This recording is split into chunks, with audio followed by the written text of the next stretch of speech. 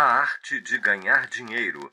A importância do otimismo, da perseverança e da determinação na construção de uma carreira vitoriosa. De P.T. Barnum. Este é um livro fantástico e é talvez um dos maiores legados de um dos mais ousados e ambiciosos empreendedores na área de espetáculos que os Estados Unidos já conheceram. Empresário, divulgador, diretor de circo, lembrado por promover mistificações célebres, Phineas Taylor Barnum é considerado um dos pioneiros da propaganda nos Estados Unidos no século XIX. De origem humilde, com o imenso sucesso que obteve, talvez tenha sido o primeiro milionário do mundo na área de espetáculos. Foi também escritor, editor, filantropo e político por algum tempo, e como empreendedor de museus, sua iniciativa com o Museu Americano prenunciou grande parte da cultura popular estadunidense do século XX. Neste livro, Barnum expõe seu pensamento sobre os negócios e ensina ao leitor sobre como ser bem-sucedido em matéria de ganhar dinheiro. É uma leitura instigante para as pessoas interessadas em aprender com importantes líderes empresariais do passado sobre suas fórmulas pessoais do sucesso. É também um fecundo texto motivacional para as pessoas que pretendam fazer sucesso e acumular dinheiro. Muito embora tenha sido escrito há mais de 100 anos, o livro traz princípios que ainda são perfeitamente válidos na atualidade. Considerado uma obra-prima clássica original em seu gênero, é narrado em termos factuais e bem-humorados, de maneira simples, de modo que qualquer pessoa possa compreender. O livro ensina como a vocação certa pode levar a um grande sucesso e destaca a importância dos bons hábitos pessoais como o otimismo, persistência, perseverança, determinação e a preocupação com o próximo. Além disso, traz conselhos muito interessantes sobre como orientar a educação dos filhos na escolha de uma carreira. Se você quer ser bem-sucedido na vida e gosta de livros sobre as finanças pessoais, mas também tem curiosidade de conhecer uma história de sucesso em seu nível mais real, esta é uma leitura indispensável. Seja como for, é impossível ficar indiferente a este livro. Sobre o autor. Nascido em 5 de julho de 1810, Phineas Taylor Barnum era filho de Philo Barnum, 1778-1826, gerente de hotel, alfaiate e vendedor de loja, e de sua segunda esposa, Irene Taylor. Foi o terceiro bisneto de Thomas Barnum, 1625-1695, imigrante ancestral da família Barnum nos Estados Unidos. Seu avô materno, Phineas Taylor, foi congressista de origens liberais, proprietário de terras, juiz de paz e idealizador de loterias, e exerceu uma grande influência sobre o neto predileto. Inspirado pelo avô, Barnum tomou gosto pela arte do entretenimento ainda garoto, quando trabalhava na fazenda da família em Bethel, Connecticut. O trabalho no campo não era de seu agrado. Era bom em cálculos, mas não gostava da atividade física. Começou então como vendedor de loja, atividade em que aprendeu a regatear e a usar de artifícios para vender. Esteve envolvido com a mania pela primeira loteria dos Estados Unidos. Quando o pai morreu em 1825, Barnum ficou com a incumbência de cuidar da família com 4 irmãos e irmãs. Para ganhar o dinheiro necessário, improvisava tipos de loteria pelos quais entregava prêmios variados aos vencedores, de garrafas a objetos de lata. Sempre pronto a ganhar dinheiro com o que quer que fosse, 3 anos depois, com a ajuda do avô, Barnum abriu uma loja de frutas e doces. Em 1829, aos 19 anos, Barnum casou-se com Charity Hallett, que foi sua companheira pelos 44 anos seguintes. Com pouco mais de 20 anos de idade, já era um pequeno comerciante com diversos interesses: uma loja de armarinhos, uma corretora de leilões, uma imobiliária improvisada e uma rede lotérica que abrangia o estado inteiro. Bastante ativo na política local contra as leis puritanas dos calvinistas, contrárias ao jogo e às viagens, lançou um semanário, The Herald of Freedom, em Danbury, Connecticut. Seus editores, contra os presbíteros, levaram-no a sofrer acusações de injúria e a um processo que resultou em sua prisão por 2 meses. Após ser libertado, tornou-se um defensor ferrenho do movimento liberal. Em 1834, quando as loterias foram banidas de Connecticut, eliminando sua principal fonte de renda, Barnum vendeu a loja e mudou-se para a cidade de Nova York. Empresário de espetáculos. Pouco tempo depois de sua chegada a Nova York, Barnum abriu uma pensão, um armazém, e ingressou em sua primeira aventura como animador e apresentador, exibindo uma escrava negra idosa, Joyce Heth, supostamente com 161 anos de idade, que teria sido a babá de George Washington. Joyce Heth morreu em 1836 e, segundo o legista que realizou a autópsia, não tinha mais do que 80 anos. Depois da exibição da Sra. Heth e de alguns anos de sucessos variados com sua primeira companhia teatral de variedades, em 1841, Barnum comprou o Scudder's American Museum, um museu em Nova York que oferecia inúmeras atrações variadas, tanto estranhas quanto educativas, um prédio de 5 andares na esquina das ruas Broadway e Ann. Barnum reformou o prédio, acrescentou novas peças de exposição e rebatizou-o como Barnum's American Museum, visando torná-lo um centro popular de espetáculos. O Museu de Barnum foi a primeira instituição a combinar entretenimento sensacionalista e exibição espalhafatosa de mau gosto com instrução e elevação moral. Hoje é reconhecido pelos historiadores como uma instituição da maior importância para o desenvolvimento da cultura urbana do século XIX, como um prenúncio de todas as tendências do entretenimento comercial estadunidense da época. Por uma entrada de 25 centavos de dólar, os visitantes podiam ver uma série de atrações, sempre diferentes, desde a suposta múmia de uma sereia até uma versão caricaturesca de um pequeno polegar vestido de general e interpretado por um menino de 11 anos treinado por Barnum. No início da década de 1850, Barnum começou a investir pesadamente num distrito industrial em Connecticut. Em 1853, lançou um jornal semanal, Illustrated News, e um ano depois concluiu sua autobiografia, Life of P.T. Barnum, A Vida de P.T. Barnum. Após muitas revisões, a autobiografia vendeu mais de 1 milhão de exemplares, resultando em um de seus métodos mais bem-sucedidos de autopromoção. Alguns leitores compravam um exemplar de cada edição, até que finalmente Barnum abriu mão dos direitos autorais para permitir que as gráficas vendessem edições mais baratas. Desse modo, no fim do século XIX nos Estados Unidos, o número de exemplares publicados só perdia para o Novo Testamento. Pioneiro da propaganda. Muitas vezes apelidado o Príncipe dos Embusteiros, Barnum não via nada de errado no uso de exageros no material promocional para atrair a atenção do público, ou embustes, como ele chamava, desde que o público compensasse o investimento. Desprezava, entretanto, aqueles que ganhavam dinheiro por meio de engodos fraudulentos, especialmente os médiuns espiritualistas populares na época, e chegou a testemunhar contra o destacado fotógrafo de espíritos William H. Mumler em um julgamento por fraude. Precedendo os ilusionistas Harry Houdini e James Randi, Barnum expôs os truques secretos usados pelos médiuns para enganar os incautos. Em seu livro de 1865, The Humbugs of the World, Os Embustes do Mundo, ele oferecia $500 a qualquer médium que fosse capaz de provar o poder de se comunicar com os mortos.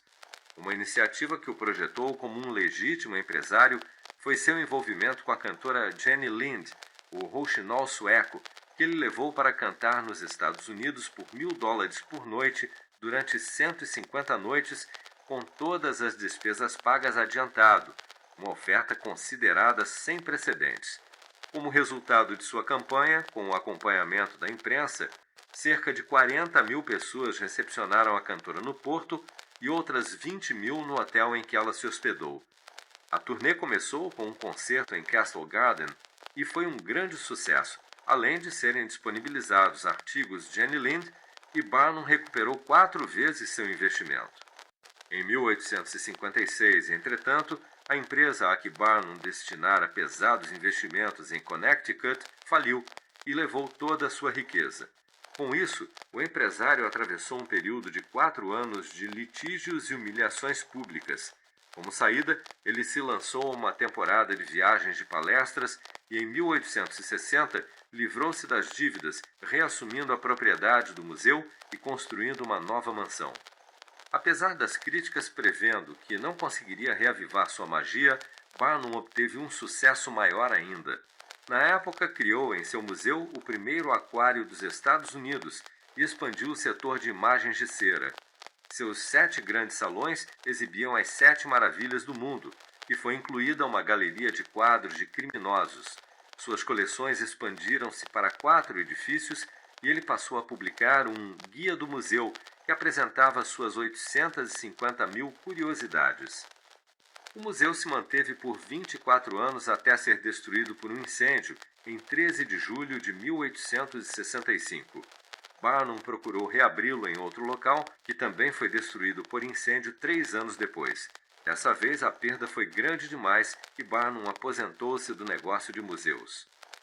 O Rei do Circo. Barnum entrou para o negócio do circo aos 61 anos de idade.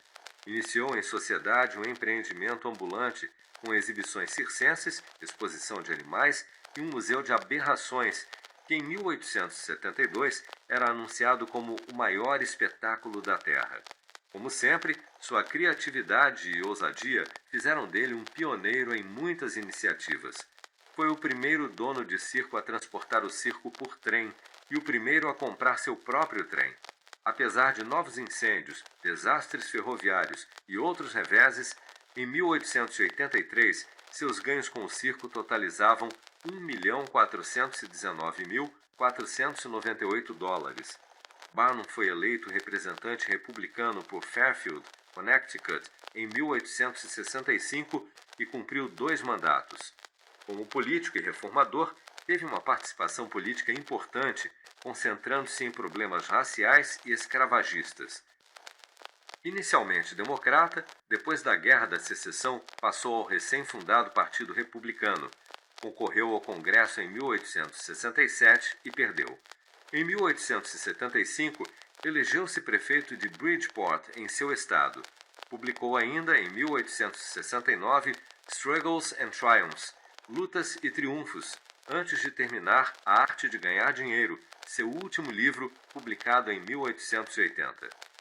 Em 1891, Barnum começou a ter problemas cardíacos, mas mesmo assim não abandonou o espetáculo.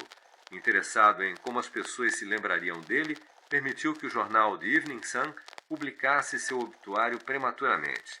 No título lia-se O Grande e Único Barnum. Ele queria ler seu obituário. Aqui está.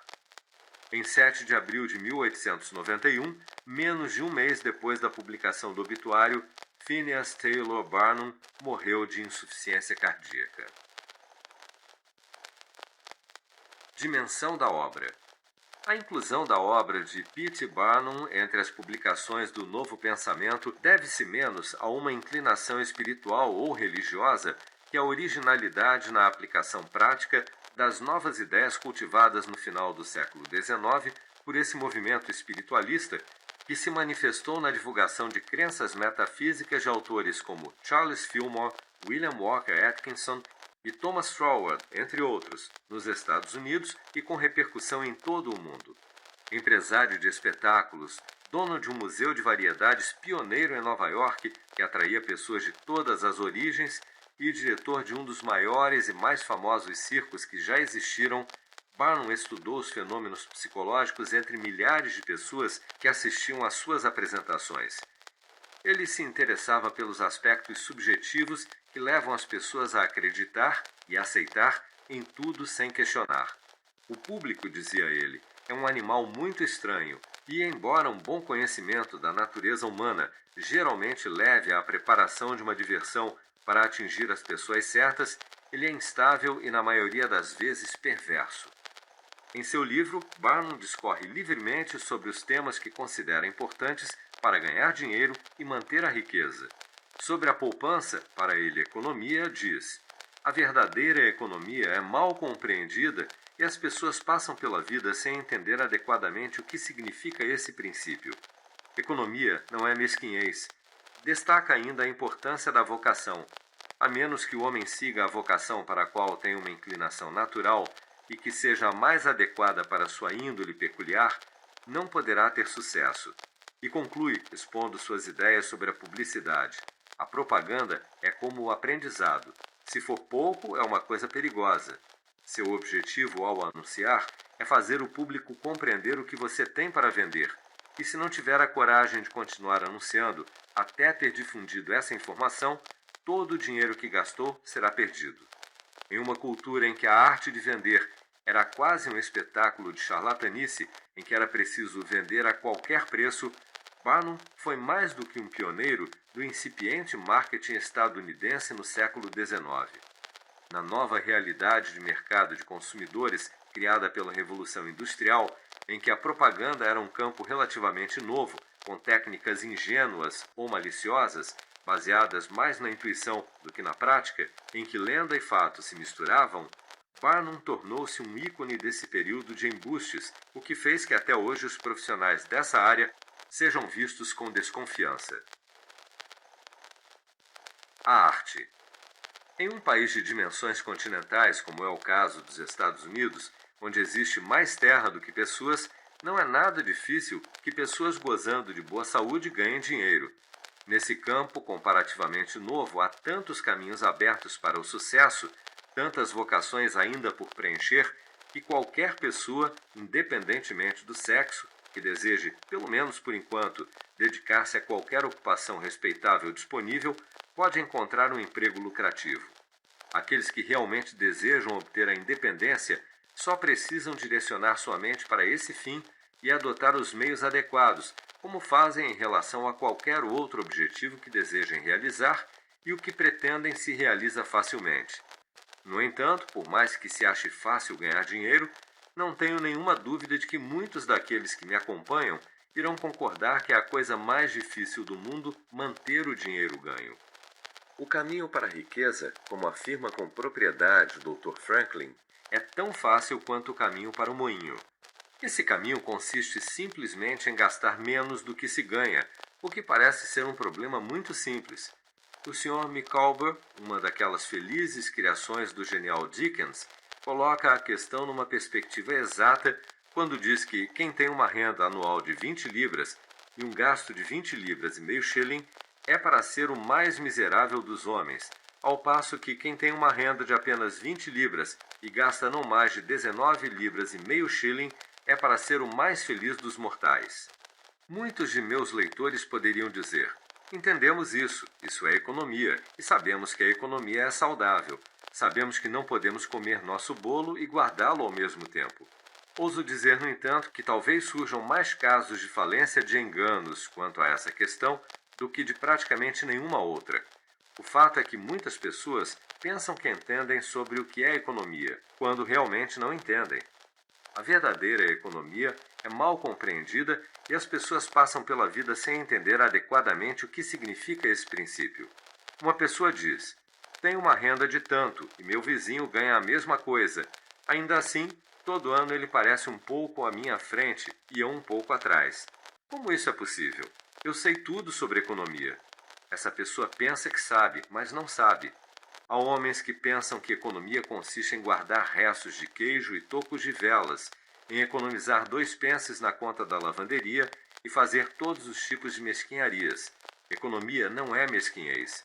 O pior é também que esse tipo de pessoa direciona sua economia em apenas um sentido. Ela fantasia que é tão maravilhosamente econômica, economizando meio pence quando devia gastar 2 pences, que pensa que pode se permitir esbanjar em outros sentidos. Alguns anos atrás, antes de ter sido inventado ou imaginado o querosene, era possível passar a noite em qualquer casa de fazenda nas áreas agrícolas e conseguir um bom jantar, mas depois do jantar poderia tentar ler na sala de estar e descobriria ser isso impossível com a luz insuficiente de uma vela. A dona da casa, vendo seu dilema, diria: é bem difícil ler aqui à noite. Diz o provérbio: é preciso ter um navio no mar para ser capaz de queimar 2 velas de uma vez. Nunca temos uma vela a mais a não ser em ocasiões especiais. Essas ocasiões especiais acontecem talvez 2 vezes por ano. Desse modo, a boa mulher economiza 5, 6 ou 10 dólares nesse período. Mas as informações que poderiam ser obtidas pelo fato de ter uma luz adicional valeriam, é claro, mais de 1 tonelada de velas. O problema, no entanto, não acaba aqui. Sentindo que é tão econômica em velas de sebo, ela acha que pode se dar ao luxo de ir com frequência à cidade e gastar 20 ou 30 dólares em fitas e atavios, muitos dos quais desnecessários. Esse erro não é visto com muita frequência entre homens de negócios e, nesses casos, geralmente se aplica em papel para escrever. É possível encontrar bons homens de negócios que economizam todos os velhos envelopes e resíduos e, podendo evitar, não rasgam uma nova folha de papel por nada no mundo. Isso é tudo muito bom. Desse modo, eles podem economizar 5 ou 10 dólares por ano. Mas, sendo tão econômicos, apenas em papel para escrever, eles acham que podem se dar ao luxo de desperdiçar tempo, dar festas caras e dirigir seus carros luxuosos. Isso ilustra o que diz o Dr. Franklin quanto a economizar no varejo e desperdiçar no atacado. Econômico nos pequenos gastos e perdulário nos grandes. A revista Punch, ao se referir a esse tipo de pessoa, de visão limitada, comenta que essas pessoas são como o homem que compra um arenque de 1 penny para o jantar da família e depois contrata um carro por 4 pence para levá-lo até em casa. Nunca conheci um homem que tivesse sucesso praticando esse tipo de economia. A verdadeira economia consiste em sempre fazer o ganho exceder os gastos. Use as roupas velhas por um pouco mais de tempo, se for o caso. Dispense o novo par de luvas, conserte o traje antigo, viva com uma alimentação mais frugal, se necessário, de modo que, em todas as circunstâncias, a menos que aconteça um imprevisto, haverá uma margem favorável da renda. 1 centavo aqui e 1 dólar ali, aplicados a juros, vão se acumulando, e desse modo o resultado desejado é alcançado. É preciso algum treinamento, talvez, para praticar esse tipo de economia, mas quando acostuma-se com ela, encontra-se mais satisfação na poupança racional do que nos gastos irracionais. Eis aqui a receita que recomendo. Descobri que produz uma cura excelente para as extravagâncias e especialmente para a economia enganosa. Quando você descobrir que não tem um excedente no fim do ano, ainda que tenha uma boa renda, aconselho que pegue algumas folhas de papel, prenda-as como se fossem um livro e assinale cada item de seus gastos. Assinale-os todos os dias ou semanas em 2 colunas, uma encabeçada pelo título Necessários e até mesmo Confortos, e a outra encabeçada pelo título Luxos. E então você irá descobrir que a segunda coluna será o dobro, o triplo, e muitas vezes 10 vezes maior do que a primeira. Os verdadeiros confortos da vida não custam mais do que uma pequena parte do que a maioria de nós ganha. O Dr. Franklin diz que são os olhos dos outros e não os nossos próprios olhos que nos arruinam. Se todo mundo fosse cego, a não ser eu mesmo, eu não me preocuparia com roupas ou móveis finos. É o medo do que a vizinha irá dizer que mantém muitas famílias boas trabalhando sem descanso. Nos Estados Unidos, muitas pessoas gostam de repetir que somos todos livres e iguais, mas esse é um grande engano em mais de um sentido.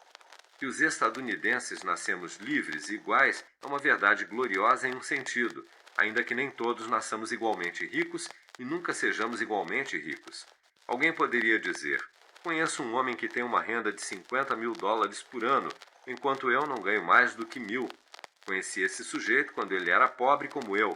Agora ele é rico e pensa que é melhor do que eu. Vou mostrar a ele que sou tão bom quanto ele é. Vou comprar um cavalo e uma charrete. Não, eu não posso fazer isso, mas vou emprestar uma charrete e sair com ela esta tarde na mesma rua pela qual ele passa e assim provar-lhe que sou tão bom quanto ele. Meu amigo, você não precisa se incomodar a esse ponto. Você pode facilmente provar que é tão bom quanto ele. Só precisa se comportar do mesmo modo que ele. Mas não pode fazer ninguém acreditar que você é tão rico quanto ele. Além disso, se assumir essa pose, além de desperdiçar o seu tempo e gastar seu dinheiro, sua pobre esposa será obrigada a estragar as mãos em casa e comprar o chá à prestação e tudo mais do mesmo modo para que você possa manter as aparências e, depois de tudo, não enganar ninguém. Por outro lado, a Sra. Smith pode dizer que a vizinhança casou-se com o Johnson por dinheiro e que todo mundo sabe disso. A vizinha tem uma bela estola de pelo de camelo de $1.000 e então ela vai fazer o Sr. Smith comprar-lhe uma de imitação e depois sentar-se num banco ao lado da outra na igreja só para provar que é igual a ela. Minha boa mulher, a senhora não vai progredir nesse mundo caso se deixe levar pela vaidade e pela inveja. Nesse país onde acreditamos que a maioria deve governar, ignoramos esse princípio em relação à moda e deixamos que um punhado de pessoas que chamam a si mesma de aristocracia imponham um falso padrão de perfeição e, no esforço de nos alçar a esse padrão, muitas vezes nos mantemos pobres o tempo todo fazendo o possível para manter as aparências. Muito mais sensata seria uma lei sobre nós mesmos que dissesse: vamos controlar nosso procedimento por nossa renda e ter uma poupança para um dia difícil. As pessoas deviam ser tão sensíveis sobre o assunto de ganhar dinheiro quanto sobre qualquer outro. Causas iguais produzem efeitos iguais. Não se pode acumular uma fortuna tomando o caminho que leva à pobreza. Não é preciso que um profeta nos diga que aqueles que vivem à custa de todos os seus meios, sem nenhum pensamento sobre um revés nessa vida, nunca serão capazes de chegar a uma independência financeira. Homens e mulheres acostumados a satisfazer cada desejo e capricho acharão difícil, a princípio, cortar seus diversos gastos desnecessários e sentirão uma grande insatisfação em viver em uma casa menor do que aquela na qual se acostumaram, com menos móveis caros, menos companhia, menos roupas caras, menos empregados, um número menor de bailes, festas, idas ao teatro, passeios de carruagem, viagens de lazer, charutos, bebidas caras e outras extravagâncias.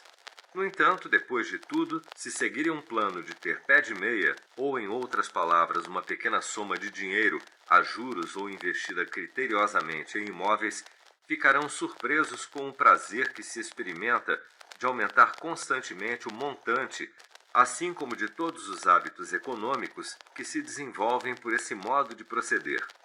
As roupas antigas servirão por mais tempo, um espumante mais barato ou mesmo a água mineral terão melhor gosto do que o champanhe. Um banho frio e uma simples caminhada parecerão mais reconfortantes do que um passeio na carruagem mais luxuosa. Uma conversa agradável, uma visita aos amigos num fim de tarde ou uma hora distraindo-se com algum jogo em casa parecerão mais agradáveis do que uma festa cara, quando o reflexo sobre a diferença em custo é mais bem aproveitado por aqueles que começam a conhecer os prazeres de poupar. Milhares de homens são mantidos pobres e dezenas de milhares ficam pobres depois de terem adquirido mais que o suficiente para sustentá-los bem por toda a vida, em consequência de estabelecer seus planos de vida segundo um programa vasto demais. Algumas famílias gastam $20.000 por ano e algumas muito mais, e raramente sabem como viver com menos, ao passo que outras se satisfazem sensatamente, muitas vezes, com menos de 1/10 dessa quantia.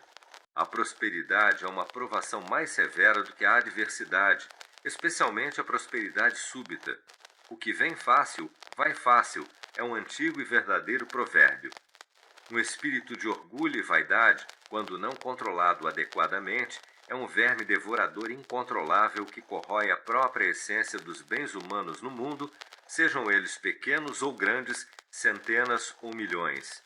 Muitas pessoas, quando começam a prosperar, expandem imediatamente suas ideias e começam a gastar com luxos, até que em pouco tempo seus gastos superam seus ganhos e elas se tornam arruinadas em suas ridículas tentativas de manter as aparências e causar alguma sensação.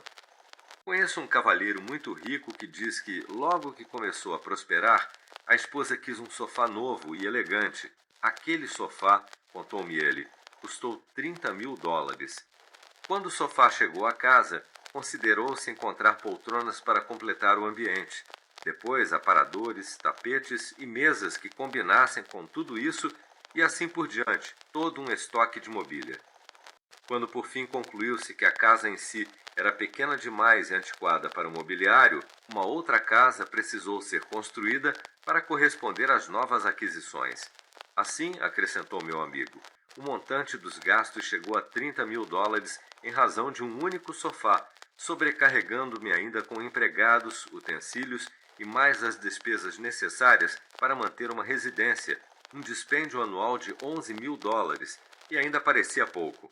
Ao passo que 10 anos atrás vivíamos com muito mais conforto de verdade, porque com muito menos preocupação, assim como muitas centenas de pessoas. A verdade é que, continuou ele, aquele sofá teria me levado à falência inevitável, não fosse uma vocação sem precedentes para a prosperidade me manter à tona e não reprimisse o desejo natural de economizar só um pouco. A base do sucesso na vida é a boa saúde. Essa é a fortuna por trás de tudo. É também a base da felicidade. Uma pessoa não consegue acumular muito bem uma fortuna quando está doente. Não tem ambição nenhuma, nenhum incentivo, nenhuma força. É claro que há pessoas que têm uma saúde ruim e não podem evitar isso. Não se espera que tais pessoas sejam capazes de acumular riqueza, mas em grande parte a deficiência de saúde pode ser evitada.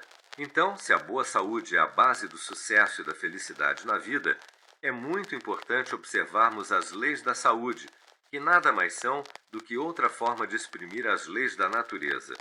Quanto mais seguirmos as leis da natureza, mais próximos estaremos da boa saúde, e ainda assim, muitas pessoas não prestam atenção às leis naturais e as transgridem completamente. Devíamos saber que o pecado da ignorância é fazer vista grossa à violação das leis da natureza. O não cumprimento dessas leis sempre traz castigo. Muitos de nossos antepassados conheciam muito pouco sobre o princípio da ventilação.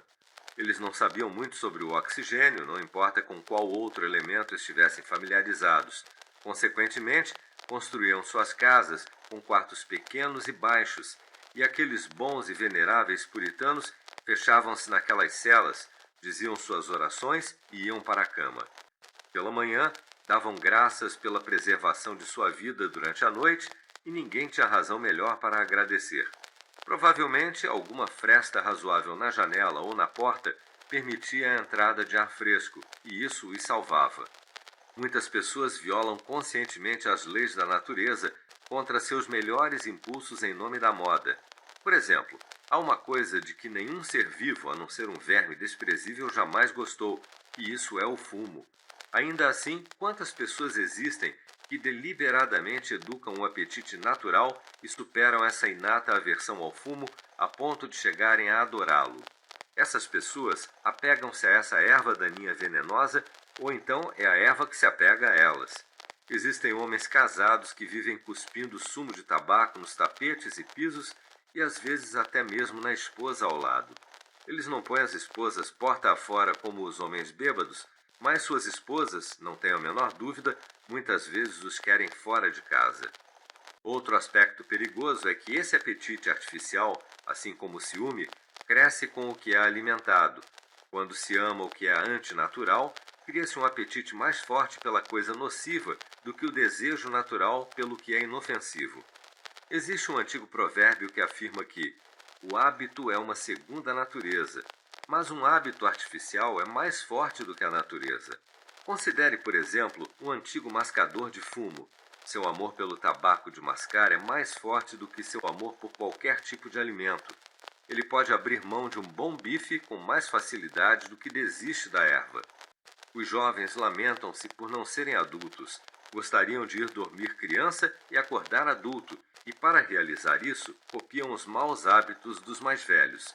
O pequeno Tommy e o pequeno Johnny veem o pai ou os tios fumarem cachimbo e dizem: se eu fizer o mesmo, serei homem também.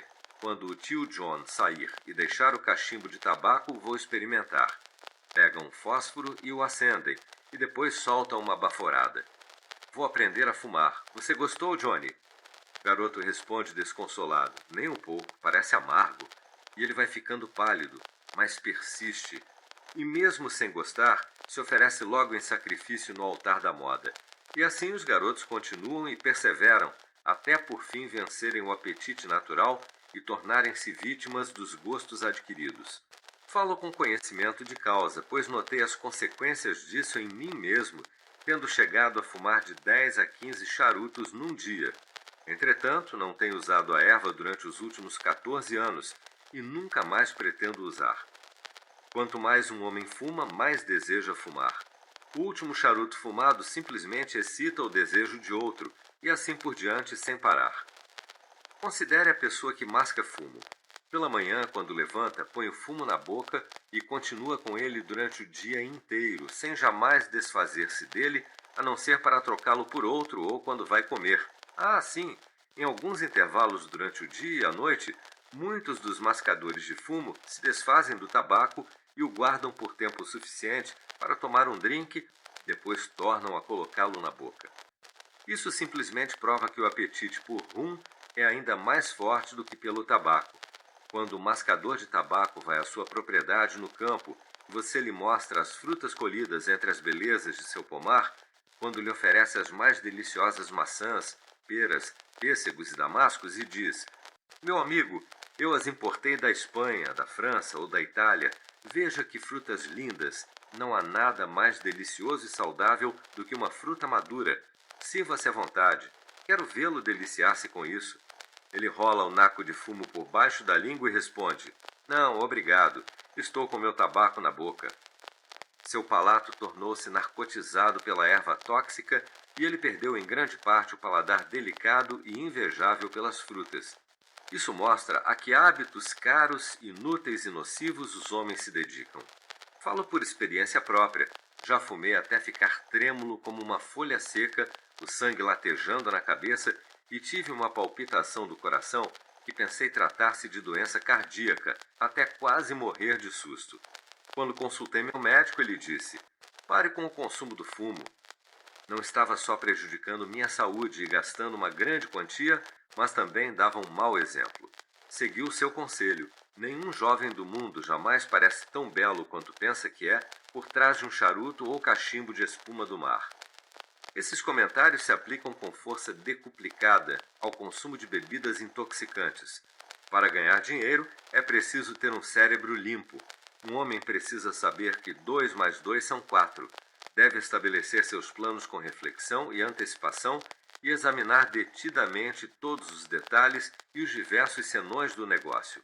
Como nenhum homem pode ter êxito nos negócios a menos que tenha um cérebro que o capacite a estabelecer seus planos e um raciocínio para guiá-lo em sua execução, então não importa o quanto um homem seja abençoado com inteligência e seu julgamento distorcido por bebidas intoxicantes, é impossível para ele levar adiante os negócios com sucesso. Quantas oportunidades boas passam e nunca voltam enquanto um homem está bebericando socialmente com um amigo? Quantos negócios disparatados foram feitos sob a influência desse sedativo que faz sua vítima temporariamente pensar que é rica? Quantas oportunidades importantes são postergadas para o dia seguinte, depois para sempre, porque a taça de vinho mergulhou o organismo num estado de lassidão, neutralizando as energias tão essenciais ao sucesso nos negócios. Verdadeiramente, o vinho é um burlador. O hábito de consumir bebidas intoxicantes é uma insensatez, assim como o consumo de ópio pelos chineses. O primeiro é tão destrutivo para o sucesso do homem de negócios quanto o segundo. Trata-se de um mal sem atenuantes, completamente indefensável à luz da filosofia, da religião e do bom senso. É a fonte de praticamente todos os outros males em nosso país. Não se engane sobre sua vocação. O plano mais seguro e o mais certo de obter sucesso para o jovem começar a vida é escolher a vocação mais compatível com seus gostos. Os pais e os tutores muitas vezes são negligentes demais com relação a esse aspecto. É muito comum um pai dizer, por exemplo: tenho 5 garotos, farei de Billy um clérigo, de John um advogado, de Tom um médico e de Dick um fazendeiro. Então ele vai à cidade e procura se inspirar sobre o que fazer com Sammy. Depois volta para casa e diz: Sammy, vejo que relojoaria seria um negócio bem distinto. Acho que farei de você um ourives. E faz isso independentemente das inclinações naturais da índole de Sam. Sem dúvida nenhuma, todos nascemos com um determinado propósito. Somos tão diferentes no cérebro quanto no semblante. Alguns nascem como mecânicos natos, ao passo que alguns têm uma grande aversão às máquinas. Deixe uma dúzia de garotos de 10 anos de idade juntos e logo irá observar 2 ou 3 criando algum aparelho engenhoso, trabalhando com fechaduras ou máquinas complicadas. Já aos 5 anos de idade, o pai não poderia encontrar um brinquedo que mais agradasse a eles do que um quebra-cabeças.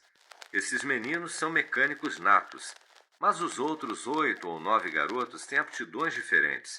Eu pertenço a essa última categoria.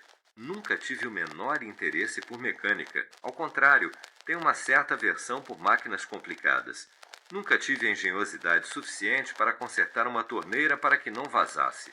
Nunca consegui consertar uma caneta com que pudesse escrever ou entender o princípio de um motor a vapor.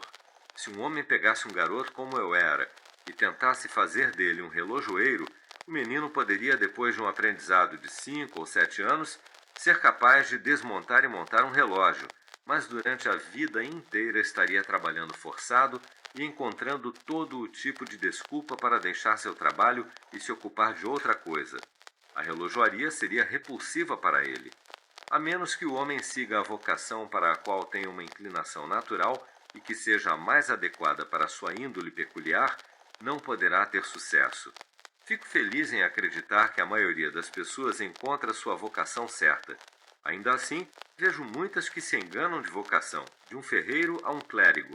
Muitas vezes encontramos, por exemplo, um ferreiro letrado, que é um linguista extraordinário e devia ter sido um professor de idiomas. E podemos ter visto advogados, médicos e clérigos que seriam mais adequados por natureza para a bigorna ou o esmeril. Escolha a localização certa. Depois de assegurar a vocação certa, você deve tomar cuidado em escolher a localização certa. Pode ser que tenha sido desqualificado como gerente de hotel e tenham dito que é preciso ter uma inclinação para saber como gerir um hotel.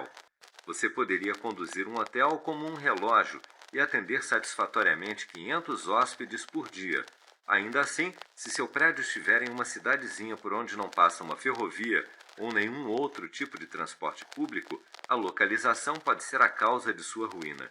É igualmente importante que você não comece um negócio onde já existam suficientes para atender as demandas na mesma ocupação. Lembro-me de um caso que ilustra esse assunto. Quando estive em Londres, em 1858, passei pelo distrito de Holborn com um amigo inglês e vi por algumas salas espetáculos baratos ou penny shows. Eles exibiam enormes cartazes do lado de fora, retratando curiosidades maravilhosas a serem vistas, tudo por um penny. Fazendo um pouco parte do mundo do espetáculo, convidei meu amigo a entrar. Logo nos encontramos na presença do ilustre apresentador e ele mostrou ser o homem mais bem informado na área que eu já havia encontrado. Ele nos contou algumas histórias extraordinárias com relação às suas mulheres barbadas, seus albinos e seus tatupebas, em que mal podíamos acreditar, mas pensamos que era melhor acreditar diante da prova. Ele finalmente chamou nossa atenção para algumas estátuas de cera e mostrou-nos uma porção das mais esquisitas e sujas figuras de cera que podíamos imaginar. Elas pareciam não ver água desde o dilúvio. O que há de tão maravilhoso com sua estatuária? Perguntei. Peço-lhe que não fale ironicamente, replicou ele. Senhor, estas não são figuras de Madame Tussaud, todas cobertas de dourados, lantejoulas e imitações de diamantes e copiadas de esculturas e fotografias. As minhas, senhor, foram tiradas da vida. Sempre que olhar para uma destas imagens, pode considerar que está olhando para um indivíduo vivo.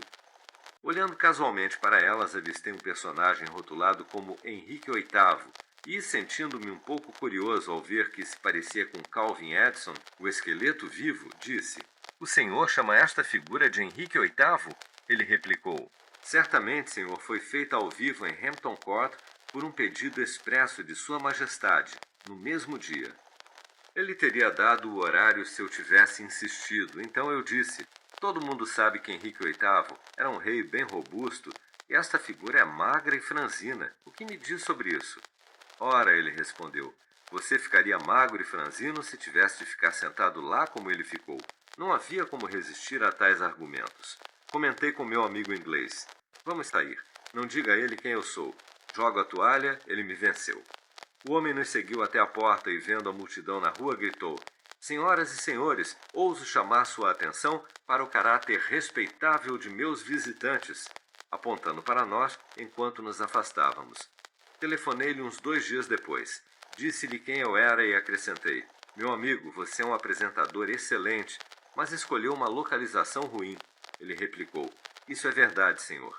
Sinto meus talentos desperdiçados, mas o que fazer? Você pode ir para os Estados Unidos, respondi. Lá poderá dar asas às suas faculdades. Vai encontrar muito espaço para trabalhar por lá. Eu o contrato por 2 anos. Depois disso, poderá prosseguir por conta própria. Ele aceitou minha oferta e permaneceu por 2 anos em meu museu em Nova York. Depois foi para Nova Orleans e viajou em um teatro de variedades ambulante durante o verão. Hoje ele recebe $60.000 por ano, simplesmente porque escolheu a vocação certa e também conseguiu a localização adequada. Como diz o antigo provérbio, 3 mudanças são tão ruins quanto um incêndio. Mas quando se está no fogo, importa muito com que rapidez e com que frequência se muda de lugar. Evite dívidas. Jovens em começo de carreira devem evitar contrair dívidas. Poucas coisas na vida acabrunham mais uma pessoa do que as dívidas. É uma situação deprimente que faz sofrer, ainda que possamos encontrar muitos jovens mal saídos da adolescência contraindo dívidas. O rapaz encontra um amigo e diz: olha só, recebi um crédito para comprar uma roupa nova. Ele parece olhar para as roupas como se lhe tivessem dado uma grande coisa.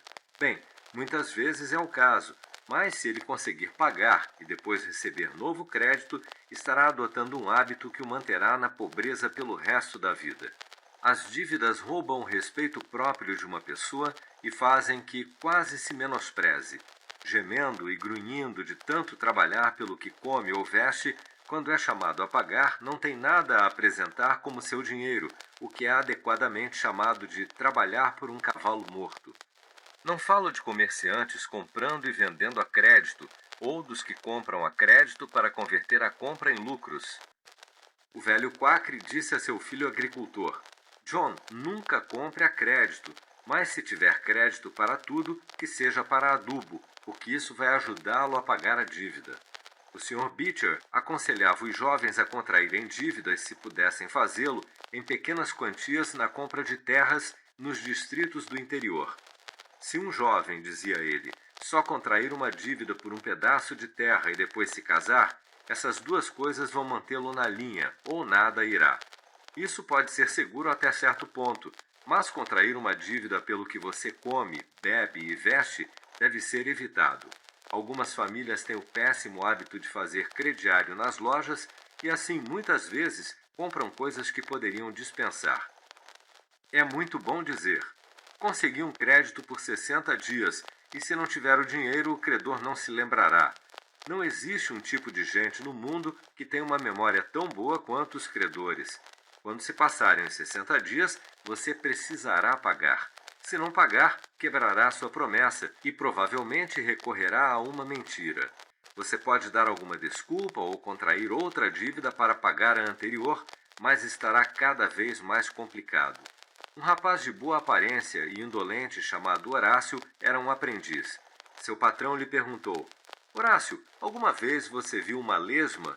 Eu acho que sim, respondeu o rapaz. Você deve ter se encontrado com ela então, pois estou certo de jamais ter alcançado uma, disse o patrão.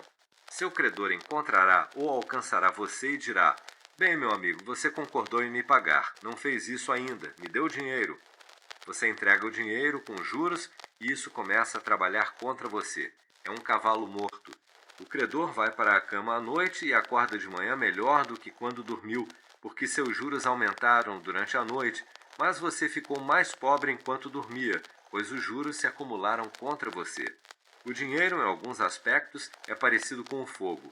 É um servo excelente, mas um senhor terrível. Quando ele manda em você, quando os juros estão constantemente se acumulando em seu prejuízo, irá mantê-lo no pior tipo de escravidão. Mas deixe o dinheiro trabalhar por você e terá o servo mais dedicado do mundo, e não do tipo que só trabalha na presença do patrão. Não existe nada animado ou inanimado que trabalhe tão fielmente quanto o dinheiro posto a juros, bem seguro. Ele trabalha noite e dia, chova ou faça sol. Nasci no estado de Connecticut, onde os antigos puritanos tinham leis tão rígidas que se dizia: eles processavam um homem por beijar a esposa no domingo. Ainda assim, esses velhos puritanos ricos tinham milhares de dólares a juros e na noite de sábado faziam jus a uma determinada quantia. No domingo, eles iam à igreja e cumpriam todas as obrigações de um cristão. Ao acordarem na segunda-feira de manhã, eles se encontravam consideravelmente mais ricos do que na noite do sábado anterior, simplesmente porque seu dinheiro posto a juros tinha trabalhado fielmente para eles durante todo o dia de domingo, de acordo com a lei. Não deixe que o dinheiro trabalhe contra você. Se fizer isso, não terá chance de sucesso na vida no que se refere ao dinheiro. John Randolph, o excêntrico representante do estado da Virgínia no Congresso dos Estados Unidos, uma vez exclamou perante a Assembleia: Senhor orador, descobri a pedra filosofal. Pague à vista. Isso realmente é o mais próximo da pedra filosofal a que qualquer alquimista já chegou. Seja perseverante. Quando um homem está no caminho certo, ele deve perseverar. Digo isso porque há algumas pessoas que nasceram cansadas, indolentes por natureza e sem nenhuma autoconfiança ou perseverança. Mas elas podem cultivar essas qualidades, como disse Dave Crockett. Disto lembrem-se quando eu morrer. Tenha certeza de estar certo, então siga em frente. Essa disposição de ir em frente, essa determinação de não deixar que os horrores ou as depressões tomem conta de você, de modo a fazer você relaxar suas energias na luta pela independência, você deve cultivar. Quantos quase alcançaram a meta de sua ambição, mas perdendo a fé em si mesmos, relaxaram suas energias e o prêmio dourado se perdeu para sempre. Sem dúvida, costuma ser verdade, como diz Shakespeare. Os negócios humanos apresentam altas como as do mar. Aproveitadas, levam-nos as correntes à fortuna. Se você hesitar, outra mão mais ousada vai se lançar antes de você e receber o prêmio. Lembre-se do provérbio de Salomão: o que trabalha com mão displicente empobrece, mas a mão dos diligentes enriquece. A perseverança às vezes nada mais é do que uma palavra para a confiança em si mesmo. Muitas pessoas olham naturalmente para o lado sombrio da vida e atraem problemas. Elas nascem assim. Então procuram conselhos e são governadas ora por um vento e golpeadas por outro, sem poder confiar em si mesmas. Enquanto você não entender que pode confiar em si mesmo, não espere ter sucesso. Conheci homens, pessoalmente, que se encontraram em reveses pecuniários e cometeram suicídio, porque pensaram que nunca superariam um infortúnio. No entanto, conheci outros que tiveram dificuldades financeiras mais graves e as superaram com a simples perseverança, ajudados pela crença firme de que estavam agindo justamente e de que a providência iria superar o mal contra o bem. Você verá isso ilustrado em todos os campos da vida. Considere dois generais. Ambos entendem de táticas militares, ambos formaram-se na academia militar e ambos são igualmente capazes. No entanto, se um deles cultivar esse princípio de perseverança e o outro não, o primeiro será bem-sucedido na profissão, ao passo que o último irá fracassar. Um pode ouvir o grito: "O inimigo está vindo e está armado com canhões." "Com canhões?" diz o general hesitante. "Sim, então detenha todos os homens." Ele quer tempo para refletir. Sua hesitação é sua ruína. O inimigo passa sem ser molestado ou o domina. Ao passo que, por sua vez, o general de coragem, perseverança e confiança em si mesmo parte para a batalha com vontade e, em meio a choques de armas, rugir de canhões, lamúrias de feridos e gemidos de moribundos, vê-se esse homem perseverando sempre em frente, golpeando e abrindo caminho com uma determinação invencível, inspirando seus soldados para atos de coragem, valor e triunfo. O que for fazer, faça para valer. Trabalhe em sua tarefa, se necessário cedo e tarde, na temporada ou fora da temporada, sem deixar nada por verificar e nunca procrastinando por uma única hora o que pode ser feito agora. O velho provérbio é plenamente verdadeiro e significativo. O que quer que valha a pena fazer, vale a pena ser bem feito. Muitos homens adquirem a fortuna de fazer seu trabalho por completo, ao passo que o vizinho permanece mal-sucedido na vida porque só faz metade. Ambição, energia, dedicação e perseverança são requisitos indispensáveis para o sucesso nos negócios. A fortuna sempre favorece os corajosos e nunca ajuda um homem que não ajuda a si mesmo. Não vale a pena passar seu tempo como o Sr. Micawber esperando que alguma coisa aconteça. Para esses homens, uma de duas coisas normalmente acontece: o asilo de indigentes ou a prisão, pois não fazer nada alimenta maus hábitos e veste um homem em andrajos. O pobre perdulário vagabundo diz a um homem rico: descobri que existe dinheiro suficiente no mundo para todos nós, se fosse dividido igualmente. Isso deve ser feito e seremos todos felizes juntos. A resposta: mas se todo mundo fosse como você, ele seria gasto em 2 meses. E o que você faria então? Ah, dividiria de novo. Continuaria dividindo, é claro. Li recentemente, num jornal londrino, um relato sobre um pobre com filosofia semelhante que foi expulso da pensão barata em que morava porque não pagava a conta, mas tinha um rolo de papéis presos no bolso do casaco, os quais, quando analisados, revelaram-se ser o plano dele para pagar a dívida nacional da Inglaterra sem o auxílio de um penny. As pessoas devem fazer como Cromwell dizia: não só confie na providência, mas mantenha a pólvora seca. Faça sua parte do trabalho ou não poderá ter êxito. Maomé, uma noite, enquanto acampava no deserto, entreouviu um de seus seguidores exaustos comentar: perco meu camelo e confio a Deus. Não, não faça isso, disse o profeta. Amarre seu camelo e confie-o a Deus. Faça tudo o que puder por si mesmo e depois, para o resto, confie na providência ou na sorte, como quer que queira chamá-la. Dependa apenas de seu esforço. O olho do patrão costuma valer mais do que as mãos de uma dezena de funcionários. Na natureza das coisas, um agente não pode ser tão fiel a seu patrão quanto a si mesmo. Muitos que são patrões devem se lembrar de casos em que os melhores funcionários deixaram passar aspectos importantes que não teriam escapado à sua observação como proprietário. Nenhum homem tem o direito de esperar ter êxito na vida a menos que entenda de seu negócio, e ninguém pode entender de seu negócio completamente a menos que aprenda isso pela dedicação e experiência pessoal. Um homem pode ser um fabricante. Ele aprendeu os diversos detalhes de seu negócio pessoalmente. Ele aprende alguma coisa todos os dias e percebe que comete erros praticamente todos os dias. E esses próprios erros o auxiliam como experiências quando for preciso.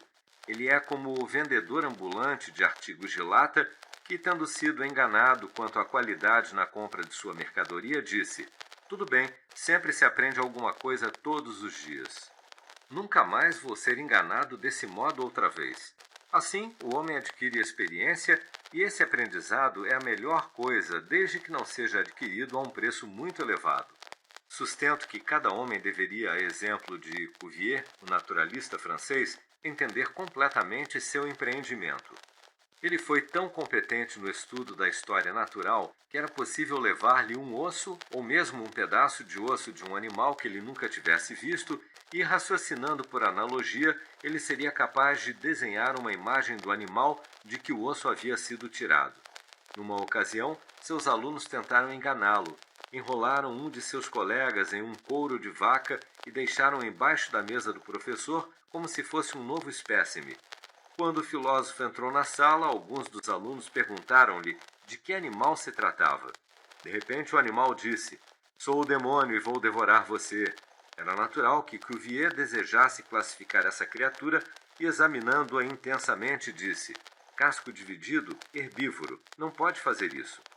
Ele sabia que um animal com o casco fendido devia viver de gramíneas e grãos, ou outro tipo de vegetação, e não estaria inclinado a comer carne morta ou viva. Então, se considerou perfeitamente seguro. Ter o domínio de um conhecimento perfeito de seu negócio é uma necessidade absoluta para assegurar o sucesso. Entre as máximas do mais velho dos Rothschild, havia uma que era um paradoxo aparente: seja cauteloso e corajoso. Isso parece ser uma contradição nos termos, mas não é, e há uma grande sabedoria nessa máxima. É, na verdade, uma afirmação condensada do que eu já disse. Seria como dizer: você deve exercer a cautela ao estabelecer seus planos, mas ser corajoso ao executá-los. O homem que é só cauteloso nunca ousará assumir o controle e ser bem-sucedido. E o homem que é só corajoso é meramente arrojado e acaba fracassando no final. Esse homem pode ir à bolsa e ganhar 50 mil ou 100 mil dólares na especulação com as ações numa única operação. Mas se for simplesmente corajoso, sem cautela, tudo não passa de acaso, e o que ele ganha hoje, perde amanhã. É preciso ter tanto cautela quanto coragem para assegurar o sucesso. Os Rothschilds têm outra máxima: nunca tenha nada que ver com um homem ou lugar azarado. Isso é o mesmo que dizer: nunca tenha nada que ver com um homem ou lugar que nunca fazem sucesso, porque embora o homem possa parecer honesto e inteligente, ainda assim, se tentar isso ou aquilo e sempre falhar, é por causa de alguma falha ou fraqueza que não se pode ser capaz de descobrir, mas que assim mesmo deve existir. No mundo não existe isso de sorte. Nunca houve um homem que tenha saído de casa pela manhã e encontrado uma mala cheia de ouro na rua naquele dia, na outra manhã também, e assim por diante, dia após dia. Pode acontecer isso uma vez na vida, mas no que diz respeito à sorte, é possível tanto encontrar quanto perder. Causas iguais produzem efeitos iguais. Se um homem adota os métodos adequados para ser bem-sucedido, a sorte não o impedirá. Se não tiver sucesso, há razões para isso, embora talvez ele possa não ser capaz de percebê-las. Use as melhores ferramentas.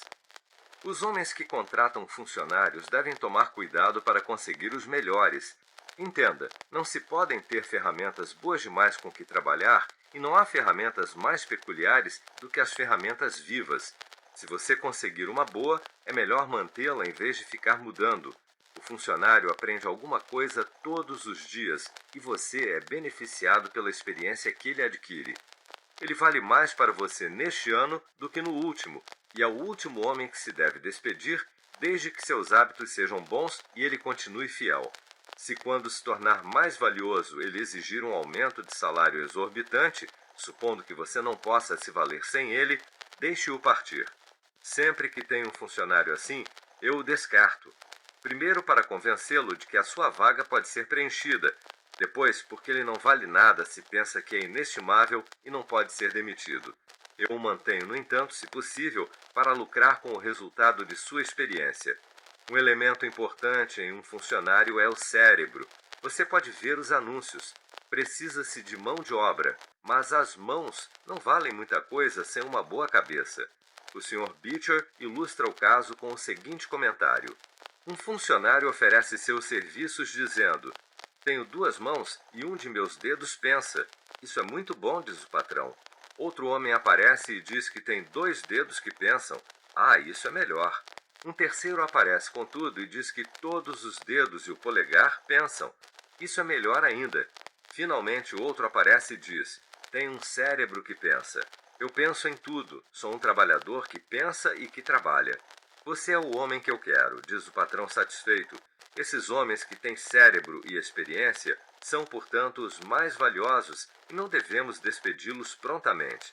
É melhor para eles, assim como para você, mantê-los com aumentos razoáveis de salário de vez em quando. Não dê o passo maior do que a perna. Os jovens, depois de passar pela fase de formação profissional ou aprendizado, em vez de seguir sua vocação e subir na profissão, muitas vezes acabam não fazendo nada. Eles dizem: aprendi meu ofício, mas não quero ser um assalariado. Qual o sentido de aprender sobre a profissão se não for para montar meu próprio negócio? Você tem capital para começar? Não, mas vou consegui-lo. Como vai fazer para consegui-lo? Vou lhe confidenciar uma coisa. Tenho uma velha tia rica que deve morrer em breve.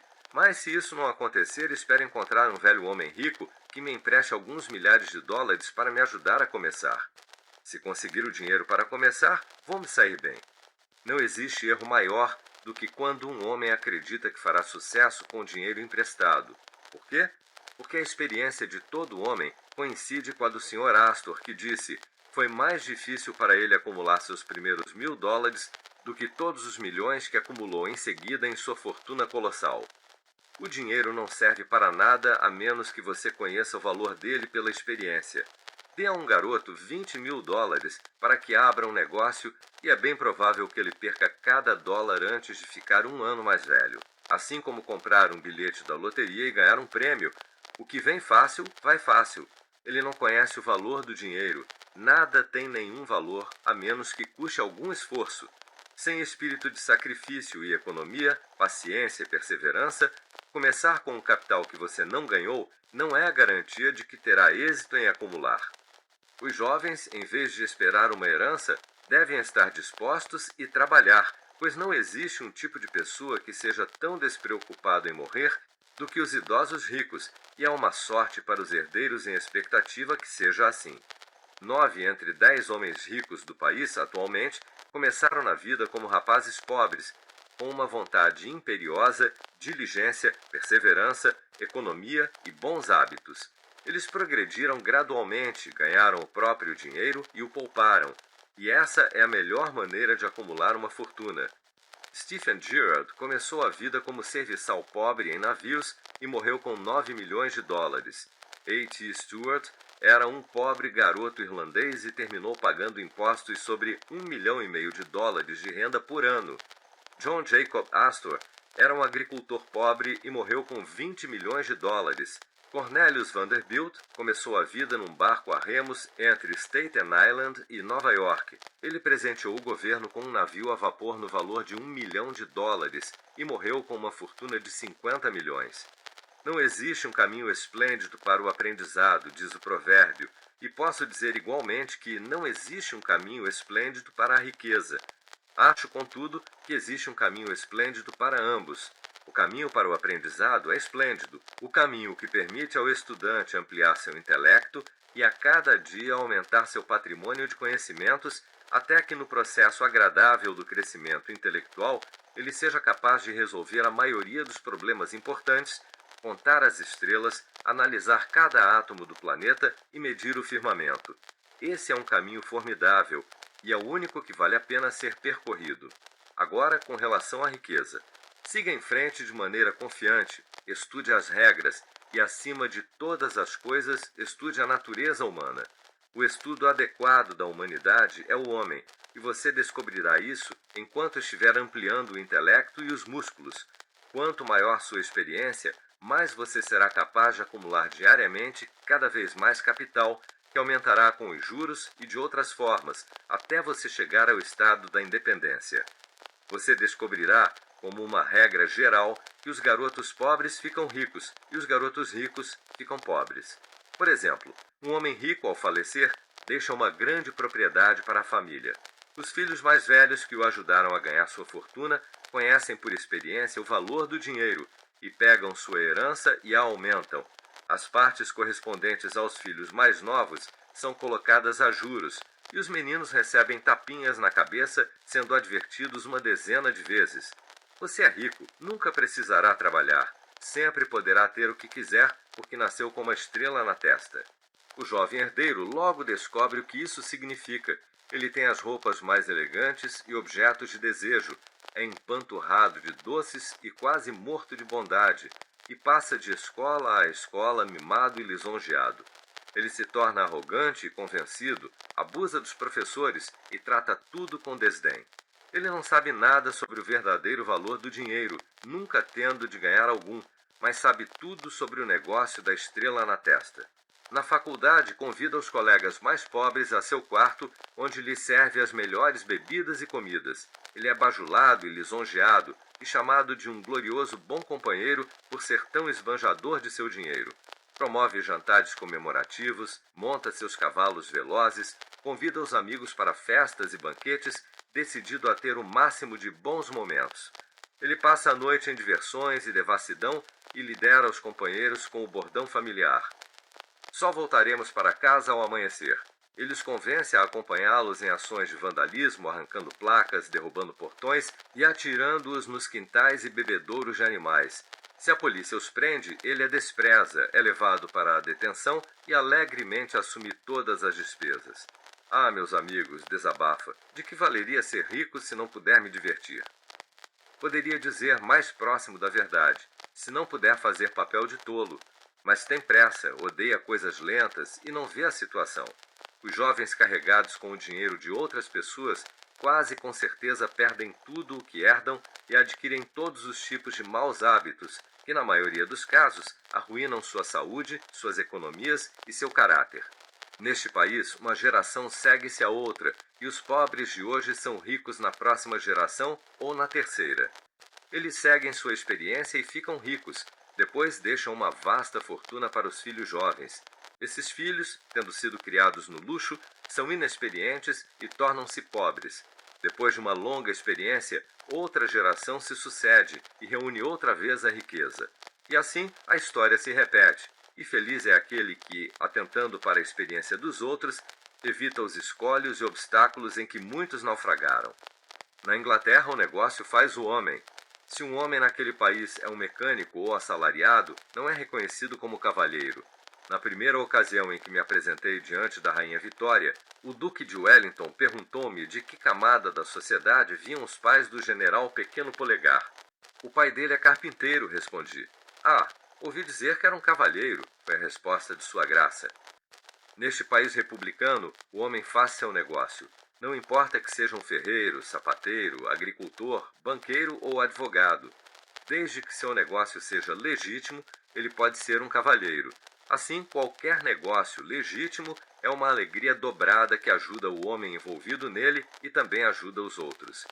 O agricultor sustenta a própria família, mas também beneficia o comerciante ou mecânico que precisam dos produtos de sua fazenda. O alfaiate não só ganha a vida com seu negócio, mas também beneficia o agricultor, o clérigo e outros que não podem fazer as próprias roupas. Mas todas essas classes, muitas vezes, podem ser de cavalheiros. A grande ambição deve ser tornar-se melhor que todos os outros dedicados à mesma ocupação. O aluno de faculdade prestes a se formar perguntou ao velho advogado: Ainda não me decidi sobre qual profissão seguir. Sua profissão ainda oferece oportunidades? A base tem muita gente, mas há muito espaço para crescer nos escalões superiores, foi a resposta espirituosa e verdadeira. Nenhuma profissão, comércio ou vocação está abarrotada nos escalões superiores. Sempre que você encontrar o mais honesto e inteligente comerciante ou banqueiro, ou o melhor advogado, o melhor médico, o melhor clérigo, o melhor sapateiro, carpinteiro ou qualquer outro profissional, esse homem será o mais requisitado e sempre terá o bastante para fazer. Como nação, os estadunidenses são superficiais demais. Eles se esforçam para enriquecer rapidamente e, em geral, nem sempre conduzem suas atividades com a qualidade e o alcance que deveriam. Mas aquele que superar todos os outros em sua profissão, seus hábitos forem bons e sua integridade indubitável, em nenhum momento deixará de encontrar trabalho abundante e a riqueza que o acompanha naturalmente. Que seu lema seja sempre ainda mais alto, pois ao aplicá-lo não existirá uma palavra como fracasso. Aprenda algo útil. Todo homem deve fazer seu filho ou filha aprender alguma atividade ou profissão útil, de modo que, nesses dias de sorte variável de ser rico hoje e pobre amanhã, eles possam ter algo tangível em que se apoiar. Essa providência pode salvar da miséria muitas pessoas que, por uma virada inesperada do destino, perderam todos seus meios. Dê valor à esperança, mas não seja visionário demais. Muitas pessoas permanecem pobres porque são visionárias demais. Todo projeto parece como fadado a um sucesso garantido. Portanto, essas pessoas ficam mudando de um negócio para outro, sempre com problemas ou dificuldades, sempre por baixo. O plano de contar com as galinhas antes de deixarem o ovo é um erro de velha data, mas não parece melhorar com a idade. Não disperse seus esforços. Envolva-se em um tipo de negócio apenas e mantenha-se nele fielmente até obter sucesso ou até a experiência mostrar que não deve abandoná-lo. Bater com frequência no mesmo prego acaba por enterrá-lo, para dizer o mínimo, então ele estará firme. Quando se direciona a atenção unicamente para um assunto, a mente apresenta constantemente sugestões de como melhorá-lo, o que poderia escapar ao pensamento quando se está ocupado com uma dezena de assuntos diferentes ao mesmo tempo.